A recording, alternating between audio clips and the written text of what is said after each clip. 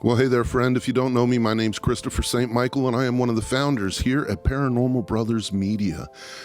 Today, we have one of our subscribers writing in to share her terrifying paranormal experiences. So if you're ready, hey, please subscribe to the channel if you enjoy paranormal stuff, and hit a like on the video. You know we appreciate it and it helps us grow. With that being said, here we go. This comes from Vanessa. Vanessa's in Maryland. She says, hello, not sure where to begin. It was funny, the first story I heard you read was about Gettysburg. We did a ghost walk, and a guide stopped to tell us about a particular landmark. I kept feeling a flutter in my hair. I thought it was a moth. The guide insisted it was a spirit. Handed me different ghost detection devices that went off. Kind of freaky. Anyways, my experiences and encounters have been happening as far back as I can remember. At times, I feel like I'm being watched, and I feel something's around me. Had times when I get an overwhelming sense of fear that makes me leave my house. Grew up in Northeast Baltimore in a predominantly male family. I was an easy target for the boys. Can't count how many times they'd scare me off with the black Aggie stuff, laugh out loud. So when I would feel things, my parents and grandparents would tell me it's in my head because of the boys, or I'm a soldier for Christ and nothing dark could hurt me. That didn't change the things I was feeling. We moved when I was 14 or 15 to the county to an old plantation. Wasn't a fan of moving. The house was big and had a big red barn on 5 acres. Everything about that place made me feel uncomfortable. Weird things started happening, but only to me. I had my hair pulled in the shower, my lip was busted when I went to use some mouthwash. A fold-up chair I was sitting in flipped backwards off the porch. Tire swing came, quote-unquote, untied with me on it. Board busted and I fell through the barn floor. Luckily, I stopped just above my waist and I was able to pull myself up. My dogs would act weird and they'd stare at nothing. I thought all that stuff was bad, only because I didn't know what was on the way. One night I woke up and saw something at the foot of my bed. It seemed to be 2 to 3 feet tall and was wearing what looked like a hooded cape. I didn't see a face, but I felt it staring at me. It stared and rocked slowly back and forth. I was too afraid to try to run or scream. My 125-pound Doberman lady was in my bed, and I couldn't wake her no matter how hard I shook her. I just hugged my dog and prayed it would go away. The next morning, I told my parents about this black thing. Typical parental response is what I got. You were dreaming, or we live in the country. Maybe an animal got in. From then on, I slept with a light or TV on, with the bedroom door open. I refused to be home alone. Would never walk in the house first if the lights were off. I was scared, but again, not 24/7. It was weird. Another time we were all in the living room watching a movie and I heard a big boom. My parents ran upstairs thinking my little brother might have fallen out of bed. I stayed downstairs with my Aunt Alice. My brother was sound asleep in bed, but my parents never found what fell. But when I went to go to sleep, there was a ball in the middle of my bed. No, it wasn't my dog's. Lady had no interest in balls, and she was beside me the entire time we were watching a movie. I panicked thinking the black thing might come back, even though it probably had only been weeks to months since that incident. My mom decided she was going to sleep with me and make whatever I felt go away.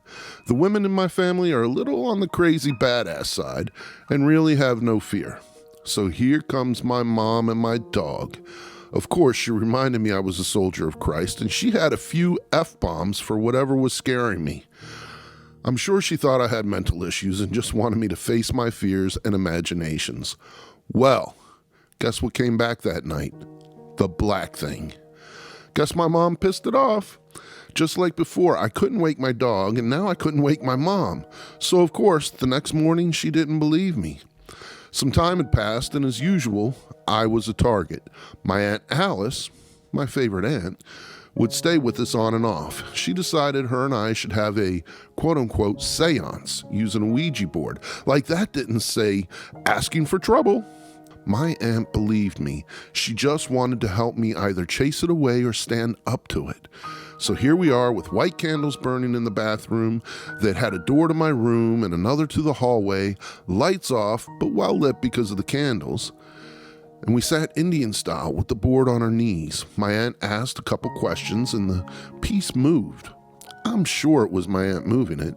Well, she got mad and said, "You need to leave Nessa alone." She dropped a few F-bombs. Well, the door to my room slammed shut, the hairdryer came on, I flipped the board up and ran downstairs. Yep, I left my aunt, LOL. She was shocked about what had happened, but she wasn't afraid like me. Some time passed and my dad had a heart attack and he died in the house. Everything stopped. I'm assuming my dad was either with me or got rid of what was around me. Years have gone by. I've moved and had kids, yet I still get feelings. I would feel something there, like beside me. It was never a good feeling. I can't explain it. During all this time as an adult, I would talk to my great-grandmother and my grandmother about it, on and off, and they said they felt things, but said it was female intuition or a mother's bond. They said they felt when their kids were hurt or needed them. I was very close to my grandmothers. My great-grandmother was Cajun French, and my grandmother, her daughter, was Polish Cajun. I come from strong women, and they passed 35 days apart. The night my great-grandmother died, I just kept feeling like something was wrong and was uneasy. Then I got a call about her passing. 35 days later, I wake up early in the morning in a panic, and I call my grandmother. My uncle answers and tells me the paramedics are there, and they can't revive her. As life goes on, I'm still the same as far as lights on, no dark rooms. Still get weird feelings. My mom gave me a picture that I hung, and I put a rosary and a folded palm, Palm Sunday, hanging off both sides of it. After my mom passed, it hung there for years until one day the rosary was broken. My kids were late teens, so I thought maybe they broke it and didn't want to confess because it was my mom's. My daughter acted weird about it, like it was spooky. A few years go by. I'm sleeping, TV on, door open, dreaming, or so I thought. A black thing was over me. It was huge. I don't remember if I could see the ceiling or not. It hovered over me, getting closer and closer. I couldn't move, completely terrified. So I thought of my son, who would fight King Kong for me. I screamed, "Rob!" only to find my tongue wouldn't work. My jaw was frozen open, so I yelled whatever noise I could. Then it was so close, but didn't have a face. It was all black. It had like a black kaleidoscope, shiny circle around what should have been a face. I had so much pressure on my chest that I couldn't breathe. I heard my mother's words, "You are a soldier for Christ." As I closed my eyes in my mind, I said with all heart and loud, "Hail Mary, full of grace." Before I could say the rest, it was gone. I ran down the hall to my son's room. My heart was racing. He asked if I was okay, and I said yes, that I had a nightmare. He said, "Chris, my daughter was calling me. Her door was shut, and she was saying, 'Mom, are you okay?' I told her I was and opened her door. She said, 'I saw that black thing over on top of you, and I got scared and shut my door.' So what my son thought he heard was actually me trying to call for him and not my daughter calling for Mom. Meanwhile, my daughter saw it. I'm not crazy, it's real. So I asked her, 'Why didn't you help me or get your brother?' She was terrified. My kids were probably 17 and 19 at the time. It was almost as if we wanted to ignore it and hoped it would go away. My son could blow it off. My daughter was different. She was scared, like me. There's more, but I don't want to write you a book, LOL. It's so crazy. Signed, Vanessa. Wow, Vanessa, you have had some amazing, terrifying experiences, and we appreciate you sharing them with us. I don't know what that is or why it was there. Maybe one of our viewers knows a little more about it. I don't know. But thank you again, and we're sending you a lot of friendly love, peaceful energy as always.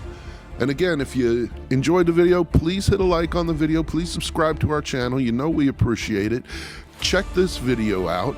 I think you're going to like it. And if you have a paranormal experience that you'd like to share, email us at paranormalbrothersmedia gmail.com, or hit us up on Instagram. We're at Paranormal Brothers Media. Just send us a direct message. Your story could be next.